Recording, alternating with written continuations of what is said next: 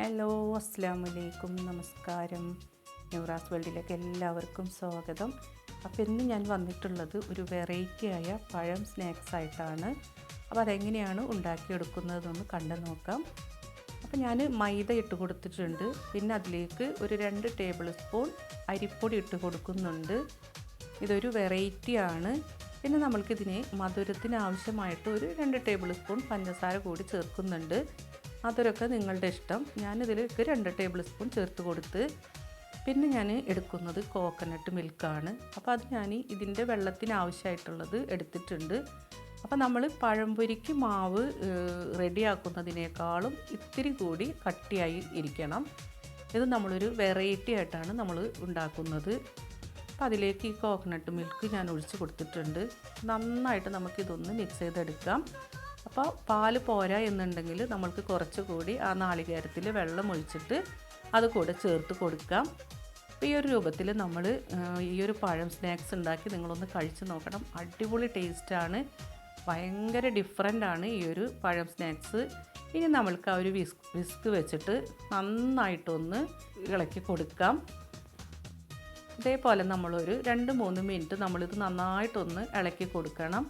അപ്പം നമ്മളുടെ ആ ഒരു പഴംപൊരിയുടെ കട്ടിനേക്കാളും ഒന്നുകൂടെ നമുക്ക് ഇത്തിരി കട്ടി വേണം.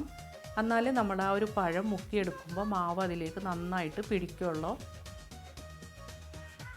അപ്പം ഇത് വളരെയധികം ടേസ്റ്റിയും അതേപോലെ ഡിഫറെൻ്റ് ആയിട്ടുള്ളതാണ്. ഇത് യൂട്യൂബിൽ ഉണ്ടോ എന്ന് പോലും എനിക്കറിയില്ല, അത്രക്കും ടേസ്റ്റിയാണ്. അപ്പോൾ നമ്മൾ കോക്കനട്ട് മിൽക്ക് ചേർക്കുമ്പോൾ ഒരു പ്രത്യേക ടേസ്റ്റാണ്.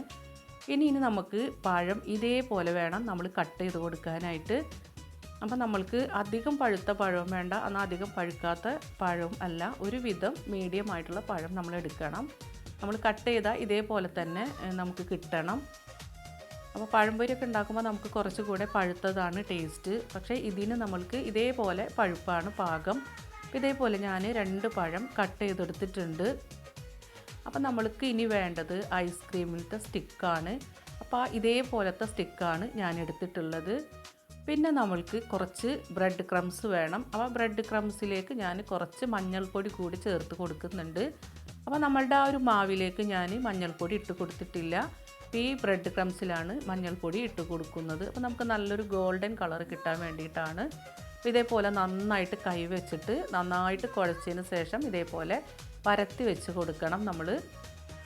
ഇനി നമ്മൾക്ക് ഓരോ സ്റ്റിക്കും ഇതേപോലെ പഴത്തിലേക്ക് കുത്തി നമ്മളുടെ മാവിലേക്ക് മുക്കി നമ്മളുടെ ഈ ഒരു ബ്രെഡ് ക്രംസിൽ നമ്മൾക്ക് വെച്ച് കൊടുക്കാം. അപ്പോൾ ഇതേപോലെ നമ്മൾ കുത്തി വെച്ച് കൊടുത്തതിന് ശേഷം നമ്മൾക്കിതിലേക്ക് നന്നായിട്ട് ആ ഒരു ബ്രെഡ് ക്രംസിൻ്റെ ഒക്കെ നമുക്കതിലേക്ക് ആക്കിയെടുക്കാം. ഇതേപോലെയാണ് നമ്മളുടെ പഴം നമ്മൾക്ക് കിട്ടുക.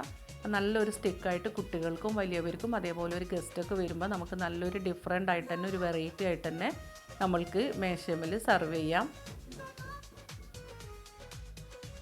നല്ല കാണാനും നല്ല ഭംഗിയാണ്, അതേപോലെ കഴിക്കാനും നല്ല ക്രിസ്പിയും ക്രഞ്ചിയുമായിട്ട് നല്ല വെറൈറ്റിയാണ്.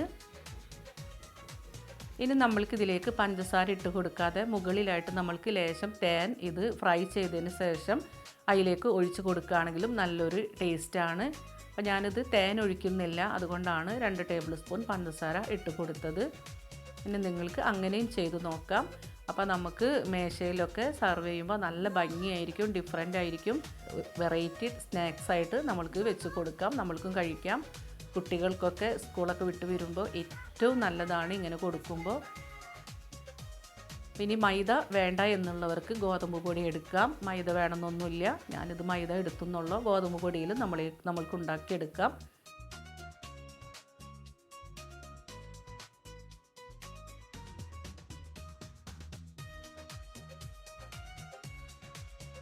അപ്പോൾ ഒരു പാൻ വെച്ചിട്ട് ഓയിൽ ചൂടായി വന്നപ്പോൾ ഞാൻ അതിലേക്ക് ഇതേപോലെ ഓരോ സ്റ്റിക്കായിട്ട് വെച്ച് കൊടുക്കുന്നുണ്ട്.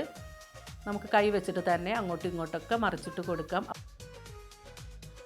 അപ്പോൾ നമ്മളുടെ ഓയിൽ നന്നായിട്ട് ചൂടായതിന് ശേഷം നമുക്ക് തീ കുറച്ചിട്ട് വേണം നമ്മളിത് വെച്ച് കൊടുക്കാനായിട്ട്. എന്താണെന്ന് വെച്ചാൽ പെട്ടെന്ന് തന്നെ കരിഞ്ഞു പോകാതിരിക്കാനും നമ്മളുടെ ആ പഴം നന്നായിട്ടൊന്ന് വെവാനും വേണ്ടിയിട്ടാണ് നമ്മൾ ലോ ഫ്ലെയിമിൽ വെച്ചിട്ട് നമ്മളിതിട്ട് കൊടുക്കുന്ന ആ ഒരു ടൈമിൽ തീ നന്നായിട്ട് കുറച്ച് വെച്ചിട്ട് ചെറിയ തീയിൽ വെച്ചിട്ട് വേണം നമ്മളിത് ഫ്രൈ ചെയ്തെടുക്കാനായിട്ട്. അപ്പോൾ ഇതിൻ്റെ ഉള്ളൊക്കെ നന്നായിട്ട് വെന്ത് ഇതിൻ്റെ മുകൾ ഭാഗമൊക്കെ കരിയാതെ തന്നെ നമ്മൾക്ക് കിട്ടും.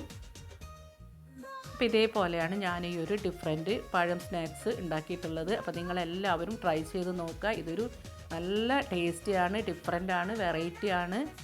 ഇത് കഴിക്കാത്തവർ കഴിച്ച് നോക്കണം, അത്രയ്ക്ക് ടേസ്റ്റാണ്. ആ കോക്കനട്ട് മിൽക്കിൻ്റെ ആ ഒരു ടേസ്റ്റും അതേപോലെ തന്നെ ബ്രെഡിൻ്റെ ക്രഞ്ചിയും ഒക്കെ ആയിട്ട് നല്ല അടിപൊളി സ്നാക്സാണ്. അപ്പോൾ ഇന്നത്തെ വീഡിയോ എല്ലാവർക്കും ഇഷ്ടമായിട്ടുണ്ടാകുമെന്ന് വിശ്വസിക്കുന്നു. വേറൊരു വീഡിയോ ആയിട്ട് കാണാം.